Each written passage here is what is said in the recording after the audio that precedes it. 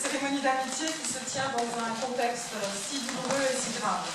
Nous sommes particulièrement heureux d'être ici tous ensemble, car cela signifie que nous sommes en vie et réunis par la même volonté de continuer à lutter contre la peur et le terrorisme, soit l'hommage que nous pouvons rendre à ceux qui ont été si durement touchés.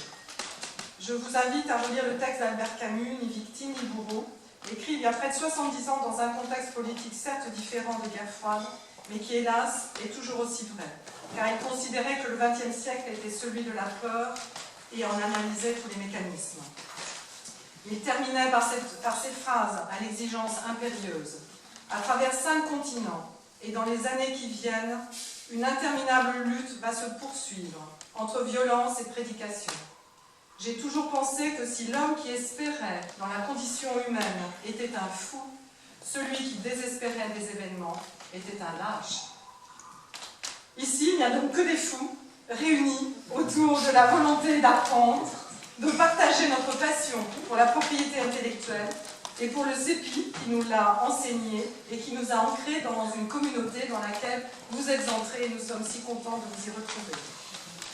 Cette cérémonie est organisée ici par l'ACEPI, petite association que j'espère vous allez rejoindre et venir étoffer. Je suis entourée d'une partie des membres de bureau et nous allons vous présenter brièvement nos projets.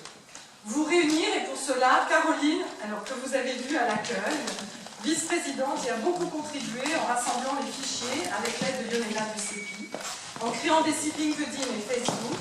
Vous allez rencontrer tout à l'heure Jérôme Souchkowski, qui est notre maître en tweet, c'est lui qui vous envoie tous les tweets, et Pierre Mélé, où est-il Pierre, qui assure la tenue de l'émission.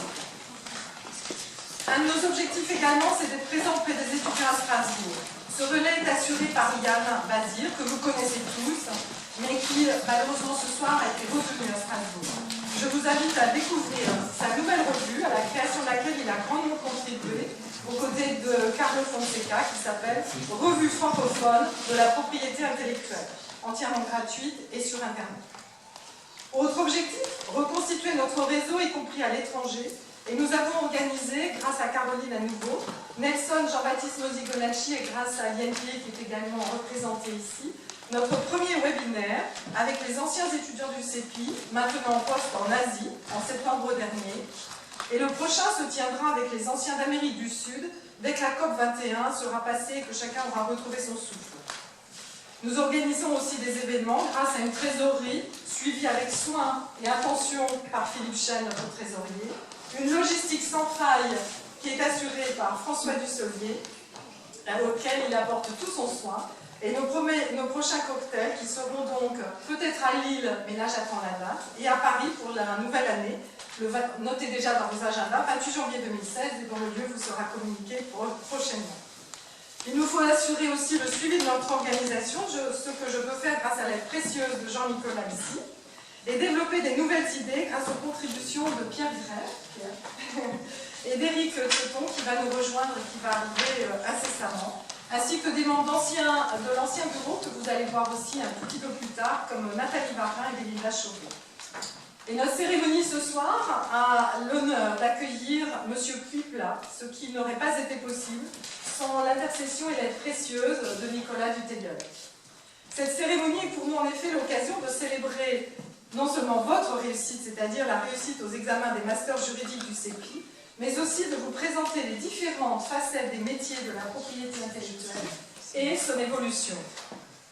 Qui mieux que M. Oka, qui nous a prié d'excuser car un voyage de dernière minute l'a empêché d'être parmi nous, et M. Puipla, que je remercie encore d'avoir accepté de remplacer presque à la dernière minute, aurait mieux pu témoigner de la rapidité et de l'évolution de nos métiers et des talents d'adaptation qu'il vous faudra développer à partir des bases solides que le CEPI a pu vous apporter. Monsieur Puipla est en effet vice-président d'une société France Brevet, qui n'existait pas il y a 4 ans, si je ne me trompe pas, c'est ça, et qui est maintenant un acteur incontournable de la propriété intellectuelle. Nous allons donc écouter avec intérêt votre discours, Monsieur Puipla, ancien du CEPI, promotion... Promotion, on discutait à l'instant avec 2002, voilà, on l'oublie, quelques années après, on oublie. Puis M. Regoul remettra les certificats d'attestation attestation de réussite au Master 2, c'est ça? Et donc une réussite qui vous crée aussi une responsabilité, car le monde futur de la propriété intellectuelle, c'est vous aussi qui le créerez. Et avant que nous puissions non seulement être fous, mais aussi faire les fous. Monsieur Pipla, à vous.